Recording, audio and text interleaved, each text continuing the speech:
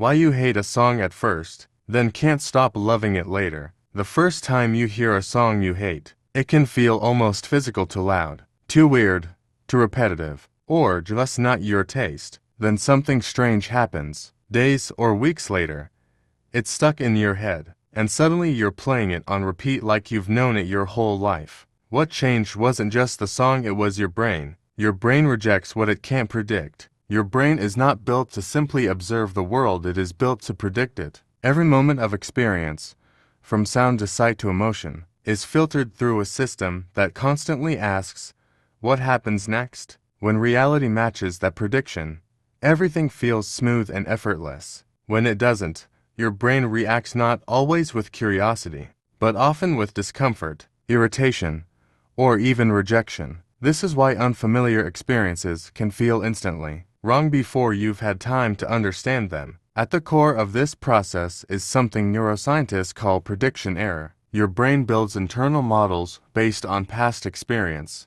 These models help you navigate the world efficiently. What a sentence is likely to mean, how a person might behave, what a song is about to do next. But when something violates those expectations, the brain registers a mismatch. That mismatch isn't neutral, it demands attention. In many cases, the brain interprets unpredictability as a kind of risk. If it cannot forecast what comes next, it cannot fully prepare for it. That uncertainty creates cognitive friction, and so, instead of leaning in, the brain often pushes back. You might feel confusion, annoyance, or an instinctive desire to disengage, not because the experience is objectively bad, but because it is temporarily unreadable. This reaction shows up everywhere. A new style of music can sound chaotic. A foreign accent can be hard to process. A complex idea can feel wrong before it feels insightful. Even social behavior that deviates from your expectations can trigger discomfort. The common thread in quality, it's unpredictability. But here's where things get interesting. Rejection is not the final stage. It is the entry point to learning. When you stay exposed to something unfamiliar, your brain begins updating its internal model. Each repetition reduces uncertainty. What once felt unpredictable becomes structured. Patterns emerge. The brain starts improving its predictions.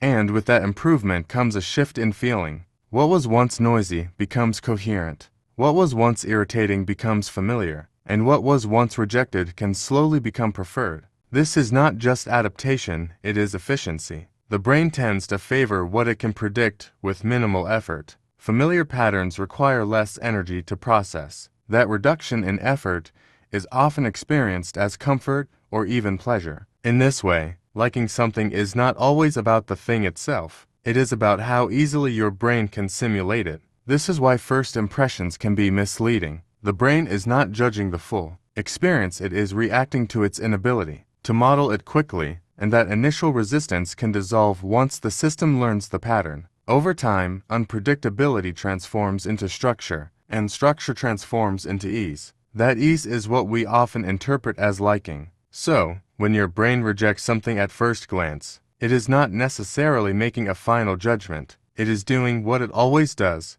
trying to reduce uncertainty. And given enough exposure, what once felt unpredictable may become not just understandable, but strangely inevitable, as if it always made sense in hindsight. In the end, your brain doesn't just experience reality, it negotiates with it constantly, adjusting its expectations until the world feels just a little more predictable than it did before. Familiarity slowly turns into preference. Most people assume liking something is instant, that you either get it or you don't.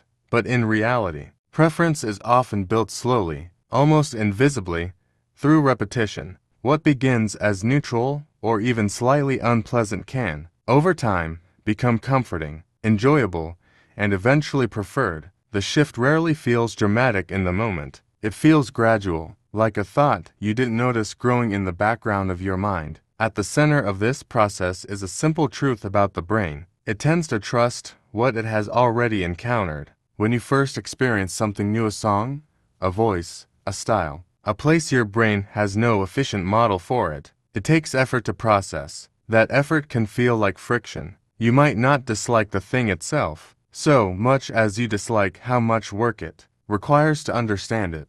Because of this, unfamiliarity often registers as mild discomfort or indifference rather than immediate appreciation. But the brain is adaptable. With repeated exposure, it starts building a predictive model. Patterns become clearer. What once felt random starts to feel structured. Neural processing becomes smoother and faster, and as the cognitive load decreases, your emotional response begins to shift. This is where the mere exposure effect comes in, a well-documented psychological phenomenon, showing that repeated exposure to something increases the likelihood that you will like it, not because the thing itself changes, but because your brain becomes more efficient at processing it. Efficiency matters more than we realize. The brain conserves energy wherever possible, and one of its shortcuts is preference for familiarity. Familiar stimuli are easier to predict, easier to interpret, and less mentally demanding. Over time, ease of processing is often misinterpreted as liking. What feels smooth starts to feel good. This is why repetition is so powerful in shaping taste. A song you once skipped becomes background noise, then it becomes recognizable, then predictable, and finally, something you anticipate rather than avoid. Each stage reflects a deeper internal model forming in your mind, reducing uncertainty bit by bit. But familiarity does more than reduce effort, it also builds emotional safety. The unknown carries subtle tension. Even when nothing is objectively wrong, familiarity removes that tension. Once something is known, it feels safer to engage with. That sense of safety can evolve into comfort, and comfort is often the foundation of preference. Over time, this process can reshape entire tastes. Music, food, styles, even opinions can shift not through sudden realization, but through repeated exposure that quietly rewires what feels normal. What once stood out as strange gradually blends into the baseline of what feels right. Importantly, this doesn't mean all preferences are arbitrary. It means that liking is not always immediate or intuitive. It is often constructed. The brain learns through repetition, and with each encounter, it refines its expectations. As those expectations become more accurate, the emotional response becomes more positive. In the end, familiarity is not just repetition. It is the brain's way of turning uncertainty into understanding,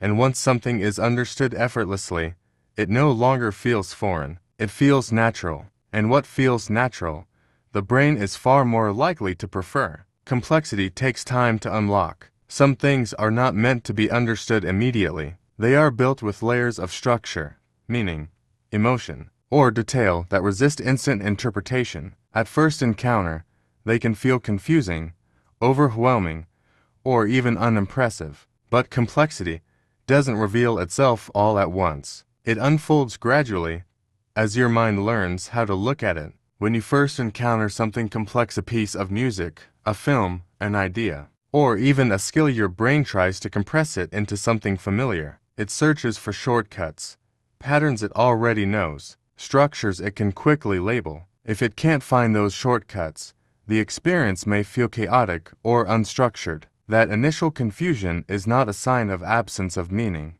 It is often a sign that the meaning is deeper than your current model can access. Complex systems don't just present information, they require interpretation, and interpretation takes time. Part of what makes complexity difficult at first is cognitive overload. The brain prefers efficient processing. When something contains too many interacting elements, shifting rhythms, layered themes, abstract logic, it exceeds the brain's immediate processing capacity. In response, the mind simplifies. It flattens depth into surface impressions. A rich structure may be reduced to too much, random, or hard to follow. But this simplification is temporary. With repeated exposure or deeper attention, the brain begins to separate layers it once merged together. It starts noticing patterns within patterns, relationships between elements that were previously invisible. What once felt chaotic becomes organized. What felt dense begins to open up. This is the slow unlocking of complexity. Not a sudden moment of understanding,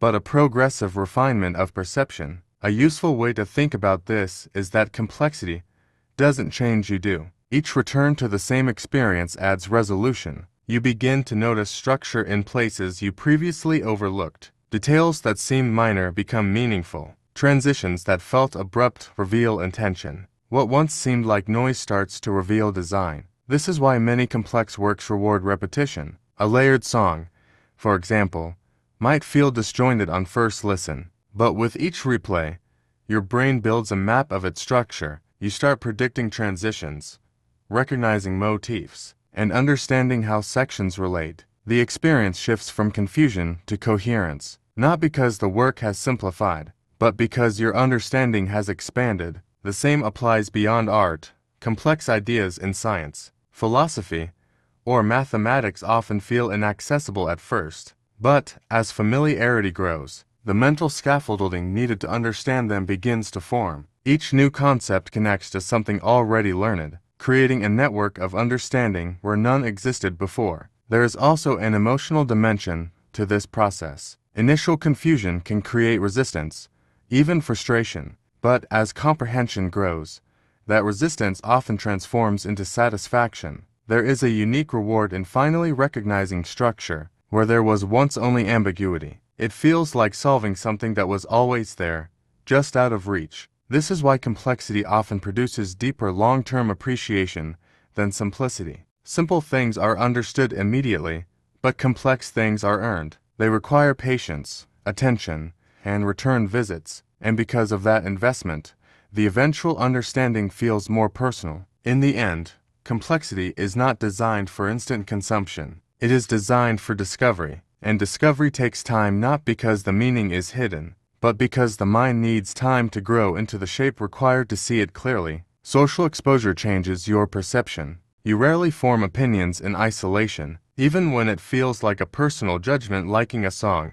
trusting a brand, disliking a trend. Your perception is often being shaped by something quieter, but far more powerful. What other people around you are exposed to, repeat, and respond to. Human perception is deeply social. The brain doesn't just evaluate experiences on their own terms. It also evaluates them through the lens of how often and how widely they appear in your environment. When something is repeatedly encountered in social spaces, it starts to feel more significant, more legitimate, and more real, even before you consciously decide what you think about it. This is where social exposure becomes influential. Unlike direct repetition, hearing a song yourself over and over, social exposure is indirect. You see others engage with it. You hear it in conversations, notice it in public spaces, or encounter it in online feeds. Each instance acts like a small signal.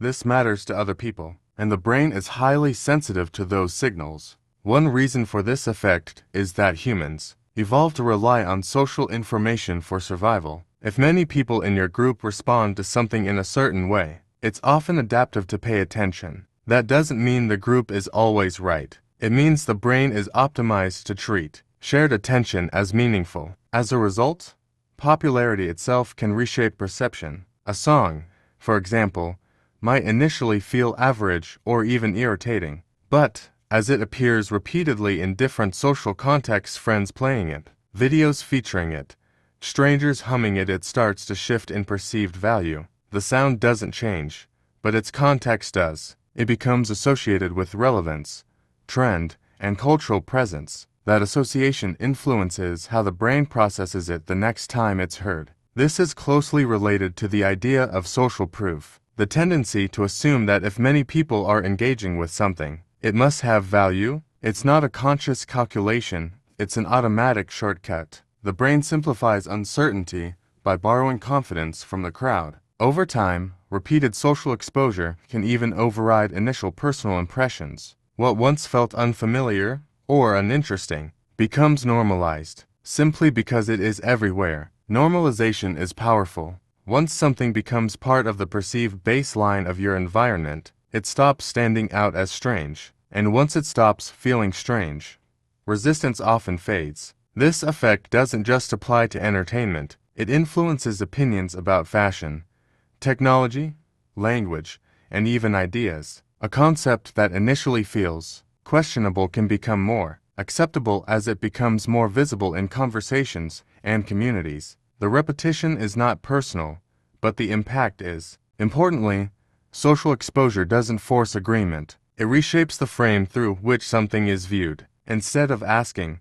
"Do I like this?" the brain subtly begins to ask, why is everyone paying attention to this? That shift alone can open the door to reconsideration. There is also a feedback loop at play. As more people adopt or engage with something, visibility increases. Increased visibility leads to more exposure, which leads to greater familiarity, which can lead to shifting perceptions. What begins as a small trend can quickly become a shared reference point simply through repetition in social space. In the end, perception is not formed in a vacuum. It is continuously shaped by what the surrounding world repeatedly highlights. Social exposure doesn't just inform you about what exists. It influences what feels important, what feels normal, and sometimes even what feels enjoyable. And often, without realizing it, you begin to see through the eyes of the environment around you. Emotional association builds over time. Most of what you feel about music,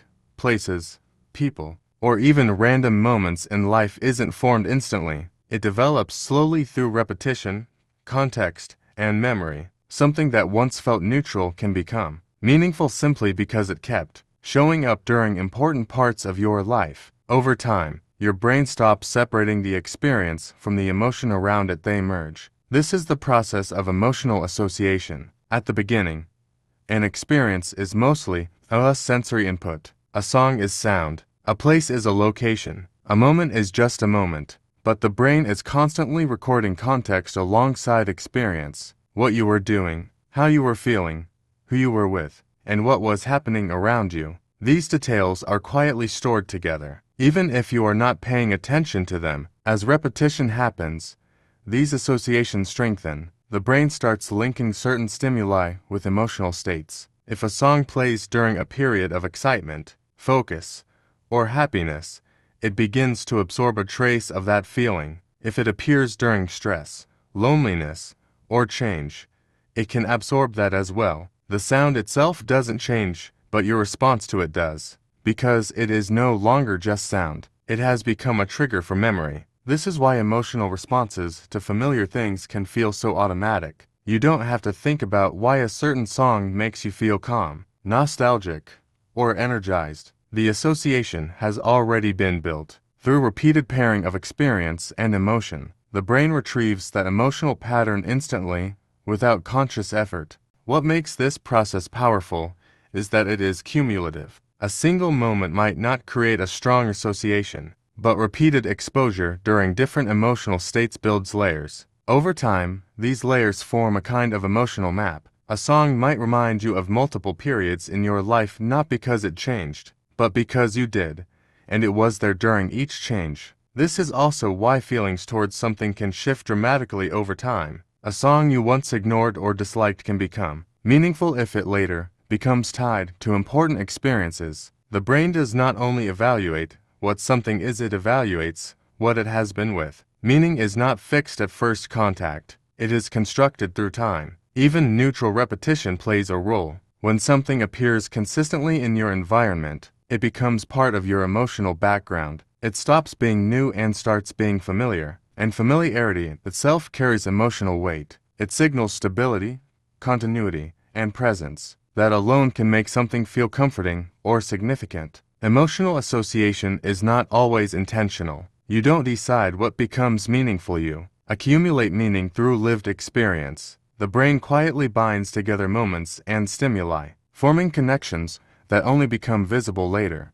When a familiar sound or image suddenly brings back a feeling you didn't expect. In this way, memory is not just recall, it is re-experiencing. A sound can bring back a mood. A place can bring back a version of yourself. A simple detail can unlock an entire emotional state that was stored without you noticing. In the end, emotional association is how ordinary things become personal, not because they are inherently special, but because they were present long enough and close enough to collect pieces of your life along the way. Your taste is always evolving. It's easy to think of taste as something fixed, like a personal identity marker that defines what you like and don't like. You might say you hate this genre or only listen to that kind of music, as if those preferences are permanent. But in reality, taste is not a stable trait. It is a living system that constantly updates itself based on exposure, experience, and emotional context. What you like today is partly the result of what you've been exposed to recently,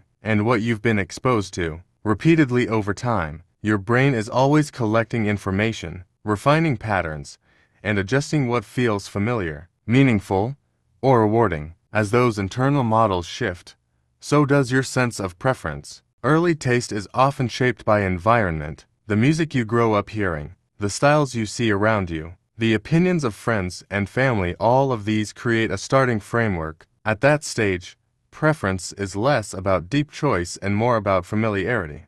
What is nearby becomes normal. What is normal starts to feel right.